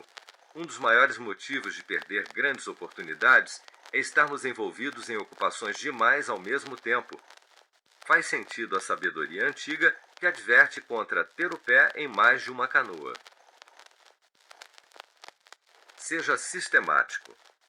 Deve-se ser sistemático nos negócios. Uma pessoa que trabalha segundo regras, tendo um tempo e um lugar para tudo, fazendo seu trabalho prontamente, realiza 2 vezes mais e com a metade de problemas de outra que trabalha de maneira descuidada e desmazelada. Aplicando um sistema a todas suas transações, fazendo uma coisa de cada vez, atendendo aos compromissos pontualmente, você encontra tempo para o lazer e o descanso, ao passo que uma pessoa que deixa as coisas por acabar e depois vai se ocupar de outra atividade, sem concluir essa também, deixará seu negócio por terminar e nunca saberá quando seu dia de trabalho estiver concluído, pois nunca estará. É claro que há um limite para todas essas regras. Devemos tentar preservar o equilíbrio certo, pois não convém ser sistemático demais. Há homens e mulheres, por exemplo, que guardam as coisas com tanto esmero que muitas vezes não conseguem encontrá-las mais. É também o que acontece no funcionalismo público com as regras oficiais, que parecem mais complicadas do que o necessário e impedem que as coisas sejam feitas rapidamente. Teoria demais e pouco resultado. Quando o Astor House foi inaugurado na cidade de Nova York, sem dúvida nenhuma era o melhor hotel do país. Os proprietários tinham aprendido muito na Europa com relação a hotéis e orgulhavam-se de sistema rígido que controlava todos os departamentos de seu grande estabelecimento. Quando chegava à meia-noite e havia hóspedes no saguão, um dos proprietários dizia: "Toque aquele sino, John." E em 2 minutos, 60 funcionários com um balde de água em cada mão apresentavam-se no salão. Esse, informava o senhorio dirigindo-se aos hóspedes, é seu alarme de incêndio. Ele indica que estão bem seguros aqui. Fazemos tudo sistematicamente. Às vezes, no entanto, o sistema ia longe demais. Numa ocasião, com o hotel lotado, um dos garçons ficou subitamente indisposto, e embora houvesse 50 garçons no hotel, o senhorio considerou que era preciso ter o efetivo completo, ou seu sistema seria prejudicado. Antes do horário do jantar, ele desceu apressado as escadas e disse: "Precisamos de outro garçom. Fico no lugar do garçom que falta. O que posso fazer?" Naquele momento, aconteceu de ele ver Boots, o irlandês. "Pat", disse ele, "lave as mãos e o rosto. Pegue um avental branco e entre no salão em 5 minutos." Sem demora, Pat apareceu como pedido e o senhorio disse: "Agora, Pat, fique atrás daquelas 2 cadeiras e espere pelos cavalheiros que irão ocupá-las. Alguma vez já trabalhou como garçom?" "Sei tudo sobre o trabalho do garçom, claro, mas nunca fiz." A exemplo do piloto irlandês, numa ocasião em que o comandante, considerando que ele estivesse consideravelmente fora do curso, perguntou: "Você tem certeza de que compreende o que está fazendo?" Pat respondeu: "Claro, conheço cada recife do canal." Naquele momento ouviu-se o ruído de um choque do casco contra uma rocha. "Ah, eu sabia, esse é um deles", concluiu o piloto. Mas, voltando ao salão de jantar: "Pat", disse o senhorio, "aqui fazemos tudo sistematicamente. Você deve primeiro servir aos cavalheiros um prato de sopa, e quando terminarem, pergunte o que querem em seguida." Pat respondeu: "Ah, entendo perfeitamente a importância desse sistema." Logo chegaram os hóspedes. Os pratos de sopa foram colocados diante deles. Um dos 2 cavalheiros de Pat tomou a sopa. O outro não se deu o trabalho e disse: "Garçom, tire este prato e traga-me um peixe." Pat olhou para o prato de sopa intocado e, lembrando-se das instruções do senhorio com relação ao sistema, replicou: "Só depois de terminar sua sopa." É claro que ele estava considerando o sistema rigidamente demais. Leia os jornais. Procure ler sempre um jornal confiável, mantendo-se assim totalmente atualizado com relação às transações no mundo todo. Aquele que não lê um jornal está afastado da sua espécie. Em nossos dias, depois do telégrafo e da máquina a vapor, surgem muitas invenções e avanços importantes em todos os ramos de negócios, e aquele que não consulta os jornais logo se vê, assim como seu negócio, completamente por fora. Cuidado com operações externas. Às vezes vemos homens que conquistaram fortunas tornarem-se repentinamente pobres. Em muitos casos, isso decorre da intemperança, dos excessos e muitas vezes do jogo e outros maus hábitos. Muitas vezes acontece porque o homem se envolve em operações externas de algum tipo. Quando ele enriquece com seu negócio legítimo, é alvo de grande especulação, segundo a qual pode ganhar mais do que muita gente. Muitas vezes é bajulado pelos amigos que lhe dizem que nasceu com sorte, que tudo o que toca se converte em ouro. Então, ele se esquece dos hábitos de economia, de sua retidão de conduta e da atenção pessoal ao negócio de quem entende que lhe deu o sucesso na vida para dar ouvidos ao canto da sereia. Ele diz: vou investir aqui $20.000, sou uma pessoa de sorte e a minha boa sorte logo me trará de volta $60.000. Passam-se alguns dias e ele descobre que deve aplicar ainda $10.000 mais. Pouco depois disso é informado de que está tudo bem, mas certos assuntos não previstos requerem um adiantamento de mais $20.000, o que lhe trará um retorno considerável. Mas antes mesmo de passar do período esperado, a bolha estoura e ele perde tudo o que possuía e então aprende que devia ter pensado melhor no início, que por mais bem-sucedido que seja em seu próprio negócio, se sair de seu negócio e se envolver com outros que não entende, é como Sansão quando lhe tiraram o cabelo que lhe dava força e tornou-se como os homens comuns. Se um homem tem bastante dinheiro, deve investir um pouco em tudo o que pareça uma promessa de sucesso, e isso provavelmente beneficiará a humanidade. Mas as somas investidas devem ser moderadas e nunca ameaçar tolamente a fortuna que acumulou de modo legítimo por investir em coisas em que não tem experiência. Não endosse sem segurança. Tenho comigo que nenhum homem deve jamais endossar uma nota promissória ou tornar-se o fiel depositário em relação a ninguém, seja o próprio pai ou um irmão, numa extensão maior do que possa perder, sem se preocupar com a própria segurança. Por exemplo, pense num homem com um capital de $20.000, com um negócio próspero de fabricação ou comercialização. Você está aposentado e vivendo de seu dinheiro. Ele o procura e diz: você sabe que tem um capital de $20.000 e não devo um centavo. Se tivesse $5.000 em dinheiro, poderia comprar um determinado lote de mercadorias e dobrar meu dinheiro em 2 meses. Você endossaria uma promissória minha nesse montante? Você reflete que ele vale $20.000 e incorre no risco de endossar a duplicata para ele. Quer atendê-lo e empresta seu nome sem tomar a precaução de pedir uma garantia. Pouco tempo depois, ele lhe mostra a promissória com seu endosso cancelado e lhe diz, provavelmente com a verdade, que obteve o lucro que esperava na operação. Você reflete que fez uma boa ação e o pensamento o deixa feliz. Vezes seguidas, a mesma coisa acontece de novo e você repete seu gesto. Você já gravou na mente a impressão de que é perfeitamente seguro endossar as promissórias dele sem garantias. O problema, no entanto, é que esse homem está obtendo dinheiro fácil demais. Ele só precisa levar a promissória ao banco, descontá-la e pegar o dinheiro. Ele ganha o dinheiro naquele momento sem nenhum esforço, sem inconvenientes para si mesmo. Agora, marque o resultado. Ele encontra uma chance de especular fora de seu negócio. Um investimento temporário de apenas $10.000 é necessário.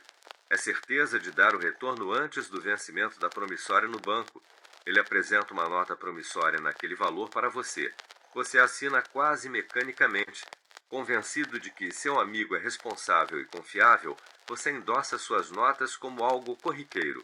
Infelizmente, a especulação não dá resultado tão depressa quanto era esperado e outra nota de 10.000 deve ser descontada para pagar a primeira. Antes que essa segunda nota vença, a especulação revela-se um completo fracasso e todo o dinheiro é perdido.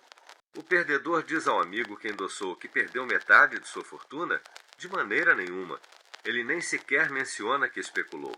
Mas ele se empolgou. O espírito da especulação o dominou. Ele vê outros ganhando grandes somas dessa maneira, raramente temos notícia dos perdedores, e a exemplo de outros especuladores, ele busca seu dinheiro onde o perdeu, então tenta de novo. E endossar notas tornou-se crônico para você, e a cada perda ele obtém sua assinatura pela quantia que desejar. Finalmente, você descobre que seu amigo perdeu toda a propriedade dele e a sua também. Você se sente arrasado pela surpresa e pela perda, e diz que é uma desgraça, meu amigo me arruinou, mas deveria acrescentar, eu também o arruinei.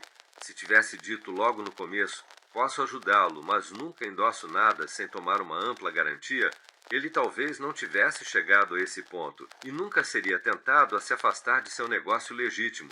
É uma coisa muito perigosa, portanto, em qualquer momento, permitir que as pessoas tenham acesso ao dinheiro fácil demais. Isso as deixa tentadas a fazer especulações arriscadas ou ainda mais que isso. Salomão disse com sabedoria: o que evita a fiança estará seguro. O mesmo se aplica ao jovem que inicia uma empresa. Ele deve compreender o valor do dinheiro esforçando-se para ganhá-lo. Quando entende esse valor, então lubrifique as engrenagens um pouco, ajudando-o a iniciar o negócio. Mas lembre-se, aquele que obtém o dinheiro com facilidade demais normalmente não alcança o sucesso. É preciso ganhar o dinheiro com dificuldade e com algum sacrifício para dar valor a esse dinheiro.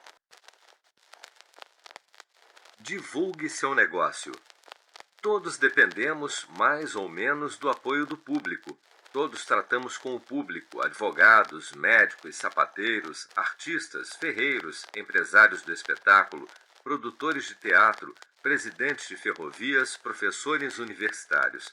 As pessoas que trabalham com o público devem cuidar para que suas mercadorias sejam valiosas e genuínas e deem satisfação. Quando você tem um artigo que sabe que agradará a seus clientes e que, quando experimentarem, sentirão que valeu o dinheiro gasto, então divulgue a informação de que tem esse artigo. Tenha o cuidado de anunciar o produto de uma forma ou outra, porque é evidente que, se você tem um artigo tão bom para vender, mas ninguém sabe, ele não lhe dará retorno. Num país como os Estados Unidos, onde praticamente todo mundo lê e no qual os jornais são lançados e circulam em edições de 5.000 a 200.000 exemplares, seria muito insensato se esse canal não fosse aproveitado para exibir a propaganda ao público. O jornal alcança todas as famílias e é lido pela esposa e pelos filhos, além do chefe da casa.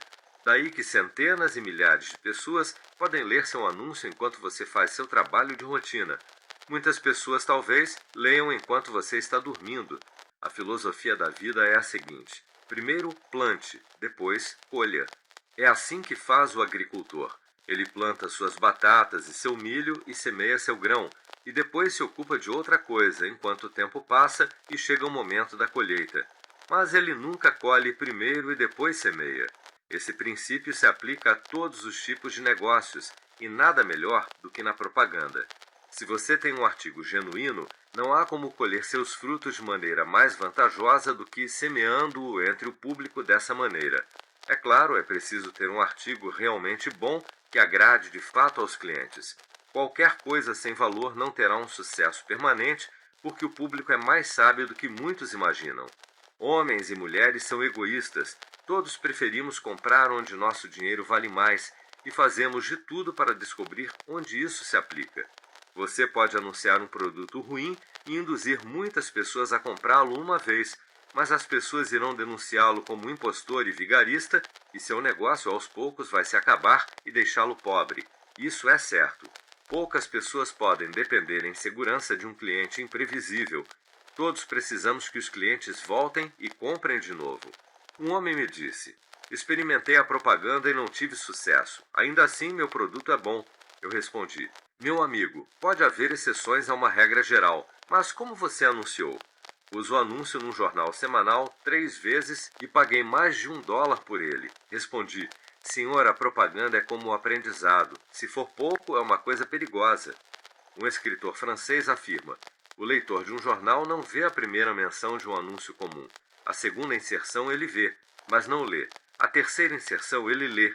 Na quarta inserção, ele considera o preço. Na quinta inserção, ele comenta com a esposa. Na sexta inserção, ele está pronto para comprar. E na sétima inserção, ele faz a compra. Seu objetivo ao anunciar é fazer o público compreender o que você tem para vender. E se não tiver a coragem de continuar anunciando até ter difundido essa informação, todo o dinheiro que gastou será perdido. Você é como o sujeito que disse ao cavalheiro que, se lhe desse 10 centavos, isso lhe renderia $1. Como posso ajudá-lo tanto com uma quantia tão pequena? Indagou o cavalheiro surpreso. Saí de casa esta manhã, soluçou o sujeito, com a determinação de me embebedar. Então gastei meu único $1 para realizar esse objetivo, mas não consegui. Mais 10 centavos de uísque é o que falta para isso, e assim não vou perder o $1 que já gastei. Portanto, a pessoa que anuncia deve continuar a fazê-lo até que o público saiba quem e o que ele é e qual é seu negócio. ou então o dinheiro investido na propaganda será perdido. Alguns homens têm um gênio peculiar para redigir um anúncio impactante que prende a atenção do leitor à primeira vista. Esse fato, é claro, dá ao anunciante uma grande vantagem. Às vezes, alguém se torna popular apenas por uma placa ou por uma imagem curiosa em sua janela. Recentemente, observei uma placa pendendo sobre a calçada em frente a uma loja, na qual se lia a seguinte inscrição: Não leia o outro lado. É claro que li, assim como todo mundo, e aprendi que o homem ganhava muito primeiro atraindo o público para seu negócio dessa maneira e depois sabendo trabalhar os clientes quando entravam na loja. Jenny, o chapeleiro, comprou o primeiro ingresso para assistir ao concerto de Jenny Lind num leilão por $225, porque sabia que seria uma boa propaganda para seu negócio. Quem deu o lance quis saber o leiloeiro enquanto batia o martelo pela venda do ingresso para o espetáculo em Castle Garden. Jenny, o chapeleiro, foi a resposta.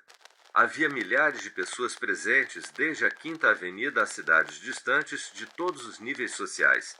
Quem é Jenny, o chapeleiro? Quiseram todos saber. Nunca ninguém ouvira falar dele antes.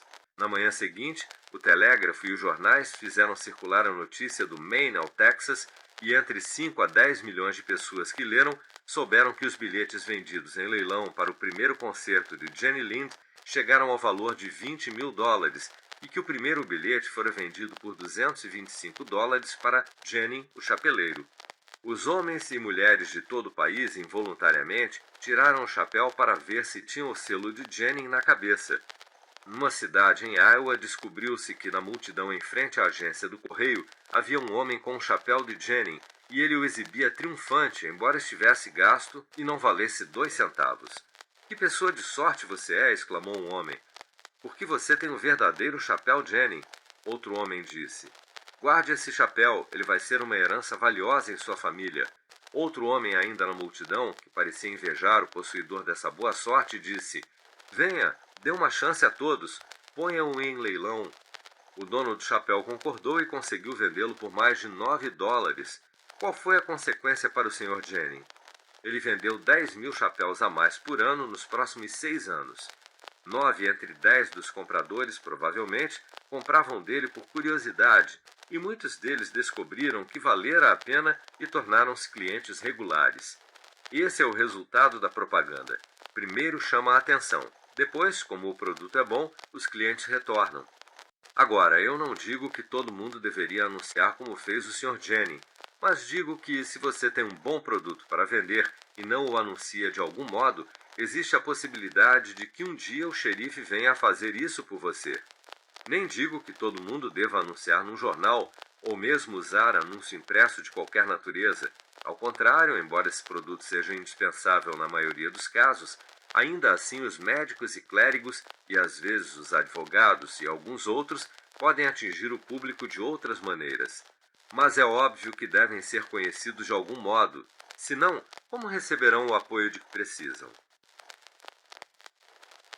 Trate os clientes com educação e gentileza. Educação e civilidade são o melhor capital a ser investido no negócio. Grandes lojas, placas douradas, bandeiras de anúncios, todos serão inúteis se você ou seus funcionários tratarem seus clientes com rudeza. A verdade é que quanto mais gentil e liberal se é, mais generosa será sua freguesia. Os semelhantes se multiplicam.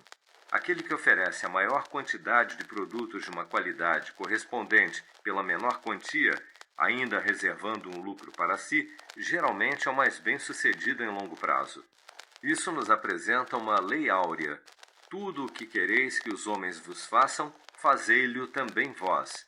E eles farão melhor por você do que se você sempre os tratasse como se quisesse obter o máximo possível deles pelo mínimo retorno.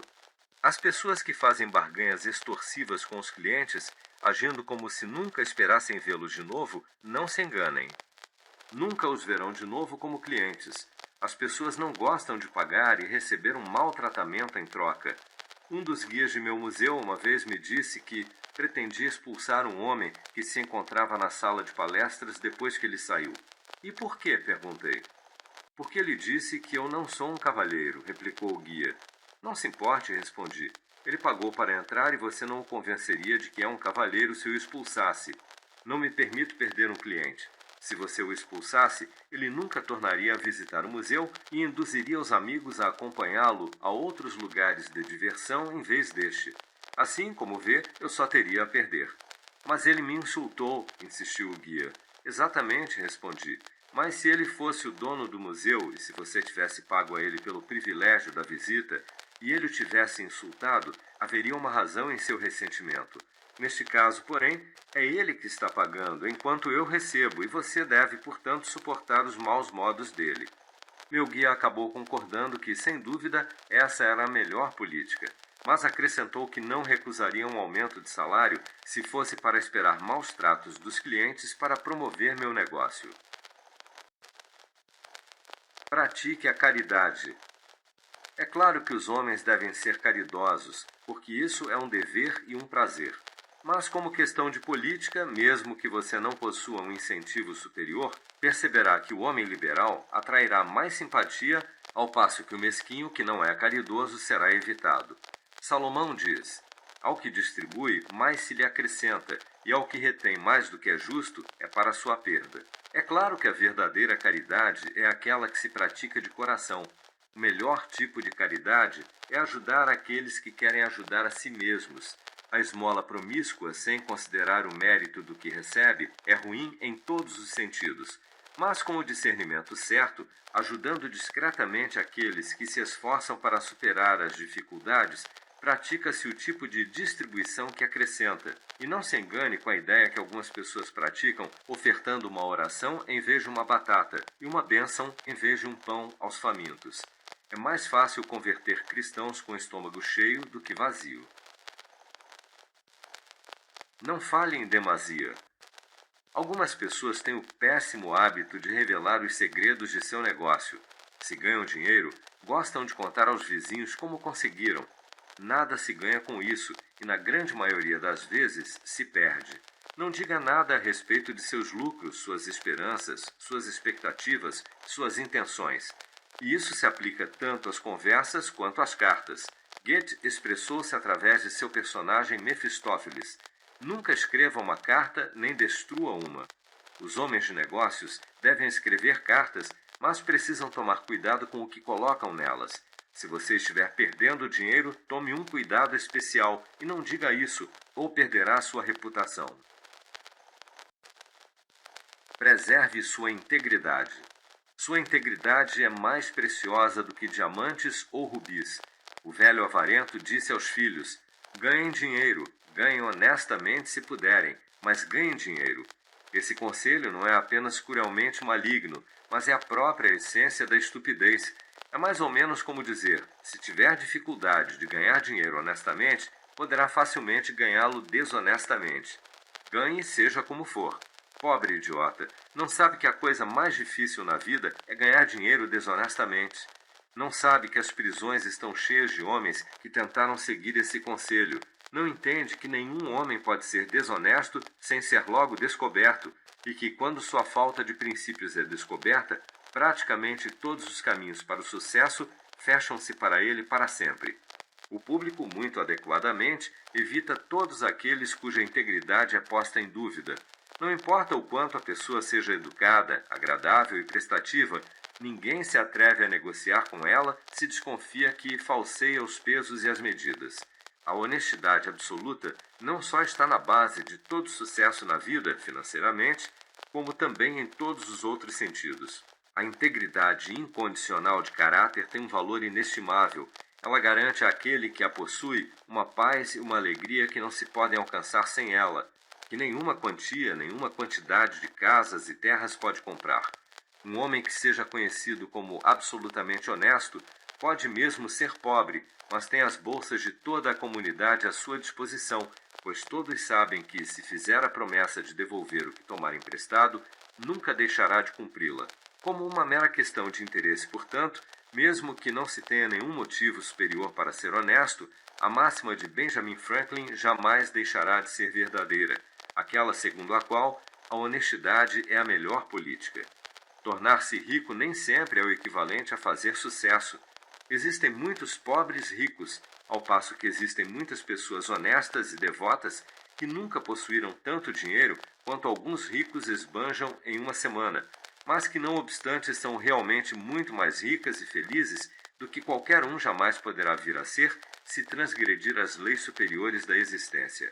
O amor desordenado pelo dinheiro sem dúvida pode ser e é a causa de todos os males, mas o dinheiro em si, quando usado adequadamente, não só é uma coisa útil para se ter em casa, mas beneficia seu possuidor com a bênção de aumentar o alcance da felicidade e da influência humanas. O desejo de riqueza é praticamente universal e ninguém pode dizer que não seja saudável, desde que seu possuidor aceite suas responsabilidades e use-o como um amigo da humanidade. A história do ganho do dinheiro, que é o comércio, é a história da civilização, e sempre que o comércio mais floresceu, igualmente a arte e a ciência produziram os frutos mais nobres. Na realidade, como regra geral, as pessoas que ganham dinheiro são as benfeitoras de nossa raça. Com elas, em grande medida, estamos em dívida por nossas instituições de aprendizado e de artes, nossas academias, faculdades e igrejas. Não existe argumento contra o desejo ou a posse de riquezas, para dizer que há às vezes pessoas avarentas que acumulam dinheiro apenas por acumular e que não têm aspiração superior a possuir tudo o que estiver a seu alcance. Assim como temos às vezes hipócritas na religião e demagogos na política, também existem ocasionalmente pessoas avaras entre os que ganham muito dinheiro.